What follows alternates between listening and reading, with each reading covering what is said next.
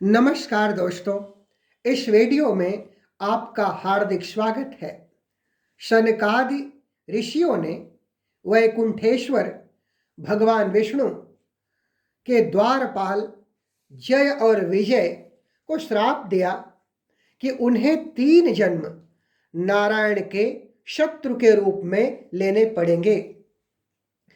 पहला जन्म हिरण्यकश्यप और हिरण्याक्ष के रूप में, दूसरा जन्म रावण और कुंभकर्ण के रूप में तथा तीसरा जन्म कंस और शिशुपाल के रूप में हुआ।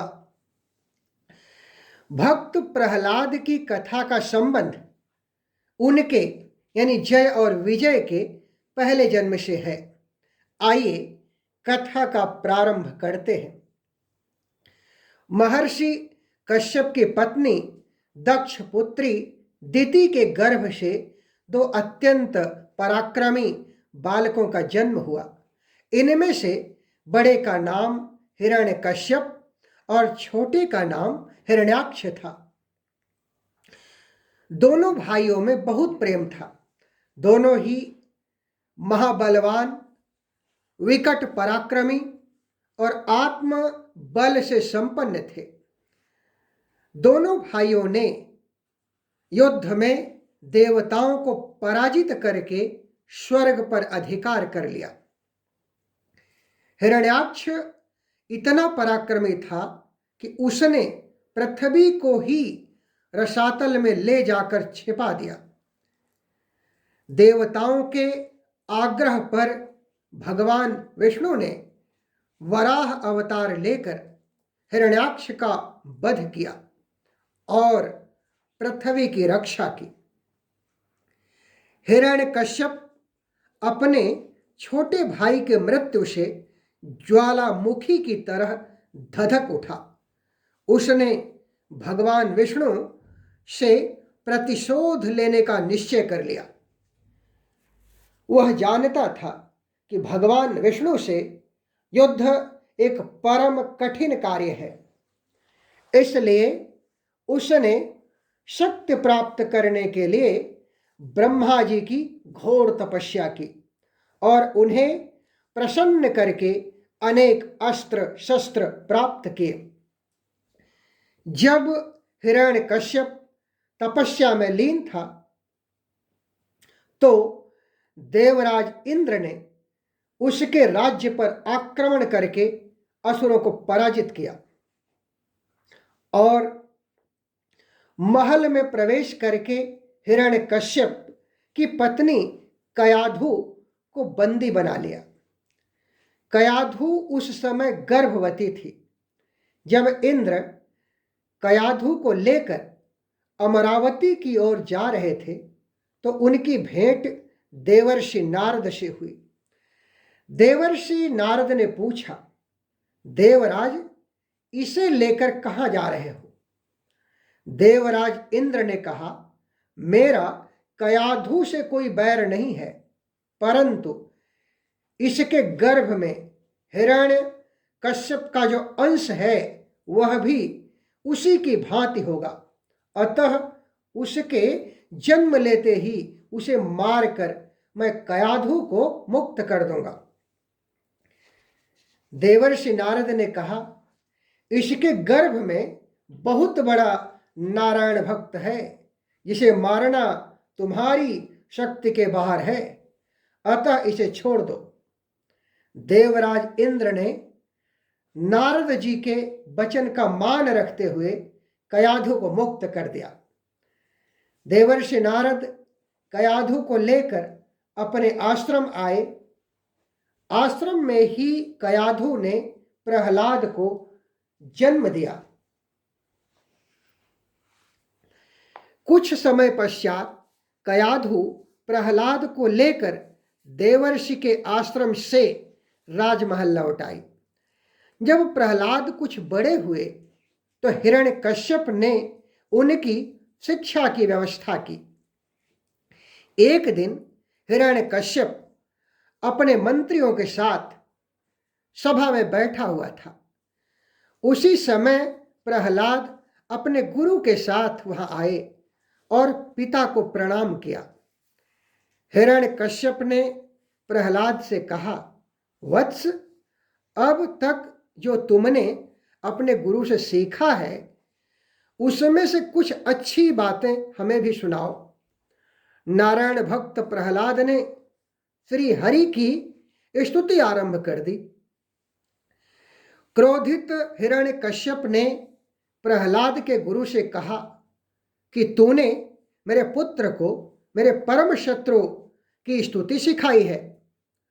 गुरु ने कहा, राजन, यह मेरी सिखाई विद्या नहीं है, यह इस बालक का आत्म ज्ञान है। इसके पश्चात हिरण्यकश्यप ने बालक प्रहलाद को हरि भक्ति से अलग करने के लिए अनेक कोशिशें की, परंतु वह विफल रहा। जब प्रहलाद को मारने के हिरण्यकश्यप के सारे प्रयास विफल हो गए, तब उसने अपनी बहन होलिका की मदद ली। होलिका को भगवान शिव के द्वारा एक चादर प्राप्त थी। इस चादर की विशेषता यह थी कि जब होलिका उस चादर को ओढ़ लेती थी तो उस पर अग्नि का कोई प्रभाव नहीं पड़ता था। इसी बात का लाभ उठाकर होलिका भक्त प्रहलाद को जलाने के लिए उसके साथ आग में बैठ गई, परंतु होलिका पर से चादर उड़कर भक्त प्रहलाद पर जा गिरी और होलिका जलकर राख हो गई। भक्त प्रहलाद का तो बाल भी बांका नहीं हुआ। हजारों वर्ष के बाद आज भी बुराई पर सच्चाई की जीत के रूप में होलिका दहन किया जाता है और होली का त्योहार मनाया जाता है।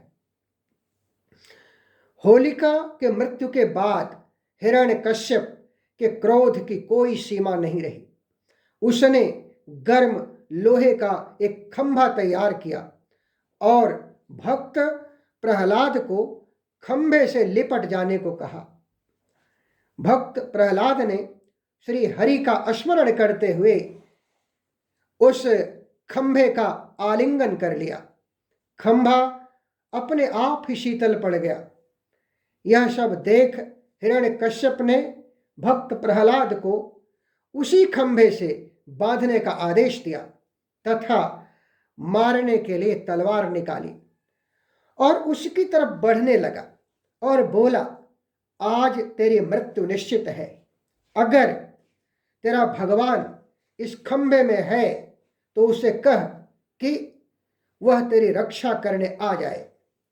जैसे ही हिरण्यकश्यप ने भक्त प्रहलाद को मारने के लिए तलवार उठाई, अचानक एक प्रचंड विस्फोट हुआ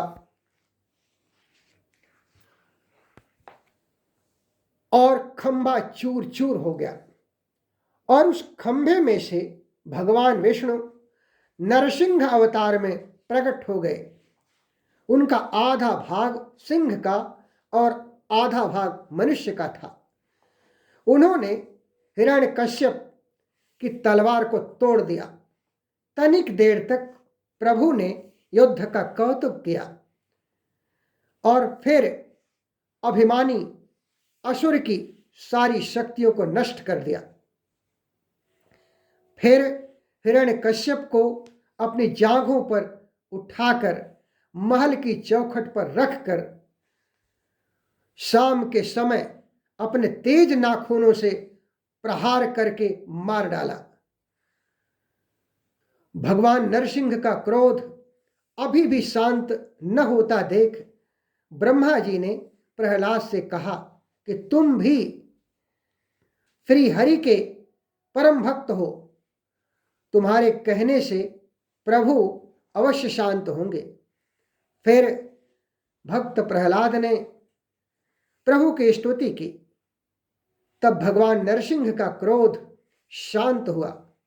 भगवान नरसिंह हिरण्यकश्यप का राज्य भक्त प्रहलाद को सौंपकर अंतर्ध्यान हो गए। विष्णु पुराण में पराशर जी कहते हैं, भक्त प्रहलाद की कहानी को जो मनुष्य सुनता है उसके पाप शीघ्र ही नष्ट हो जाते हैं। पूर्णिमा, अमावस्या, अष्टमी और द्वादशी को इसे सुनने से मनुष्य को गोदान का फल मिलता है। जिस प्रकार भगवान ने प्रहलाद जी की सभी आपत्तियों से रक्षा की, उसी प्रकार वह सर्वदा उसकी भी रक्षा करते हैं जो उनका चरित्र सुनता है। यदि वीडियो पसंद आए तो इसे लाइक व शेयर करें। दोस्तों, भक्ति सरोवर अपनी संस्कृति और अपने अतीत से जुड़ने का मार्ग है, अतः इस चैनल को सब्सक्राइब करके यह मार्ग प्रशस्त करने में सहायक बने। धन्यवाद।